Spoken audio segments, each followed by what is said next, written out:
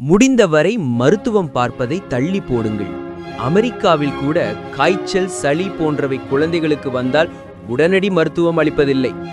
3-4 நாட்களில் தானாக சரியாகும். அப்படி ஆகாவிட்டால் மட்டுமே டாக்டரை பார்க்க அனுமதி கிடைக்கும். ஒருவர் தவறான உணவை உட்கொண்டார் என்று வைத்துக் கொள்வோம்.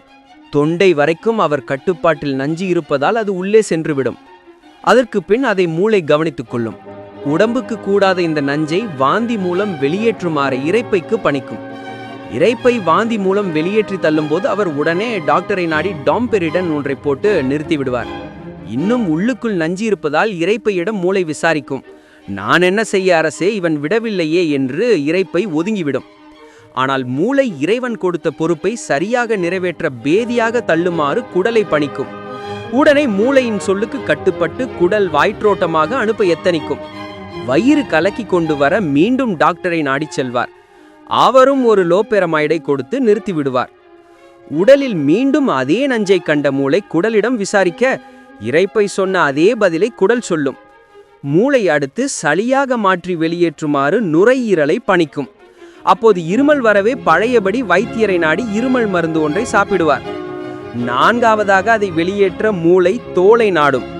சொறி சிரங்கு மூலம் தோல் வெளியேற்ற முனையும் போது தோல் மருந்து, ஆன்டி அலர்ஜிக் மெடிசின்ஸ் வகைகளை பாவித்து அதையும் நிறுத்தி விடுவார். வெளியேறும் அனைத்து வழிகளும் அடைபட்ட நிலையில் நஞ்சை வெளியேற்றும் வரை மூளை ஓயாது என்பதால் வேறு வழியை தேடும்.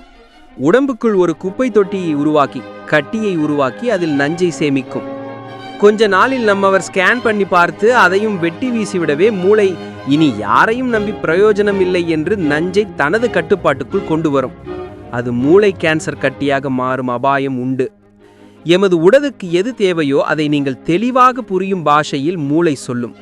உடலுக்கு தண்ணீர் தேவை என்றால் அது தாகம் என்ற பாஷையில் உங்களோடு பேசும்.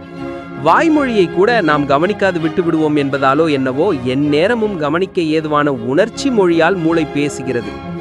உடலுக்கு சக்தி தேவைப்பட்டால் பசி எனும் உணர்ச்சி மொழியால் மூளை பேசும். குளிர் வந்தால் போர்த்தச் சொல்லும். வெப்பம் வந்தால் குளிக்கச் சொல்லும்.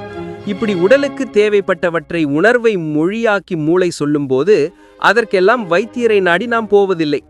பசிக்கிறது, மருந்து தாருங்கள் என்று வைத்தியசாலை போவோமா அல்லது சிற்றுண்டி சாலை போவோமா? இதை நோய் என்று அறிமுகப்படுத்தியது யார்?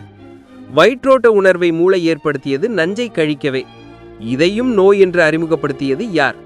சொறி என்று சொன்னாலே சொரிந்து விழு என்று தானே அர்த்தம். கையை கூட நம்மை அறியாமல் மூளை சொரிய வைக்கிறது என்றால் இதை நோய் என்று அறிமுகப்படுத்தியது யார்? மூக்கு ஒழுகுதல், சளி பிடித்தல், இருமல், காய்ச்சல் இவைகளை நோய்கள் என்று நினைப்பது அறியாமை. இதற்கு மருத்துவம் செய்து ரசாயன வில்லிகளை விழுங்குவது அறியாமையின் உச்சம். இவைகள் நம் உடல் முழு ஆரோக்கிய நிலையில் உள்ளதை காட்டுகிறது. இவைகள் நம் உடல் கழிவுகளை வெளியேற்றும் அற்புத இறை செயல். மருத்துவம் உடல் சுத்திகரிக்கும் செயலை தடுத்து கழிவுகளை உடலிலேயே தங்க வைத்து மேலும் சேர்த்து நோய்களை பெரிதாக்கி புற்றுநோய் வரை கொண்டு செல்லும். உடல் மொழியை புரிந்து கொள்ளுங்கள்.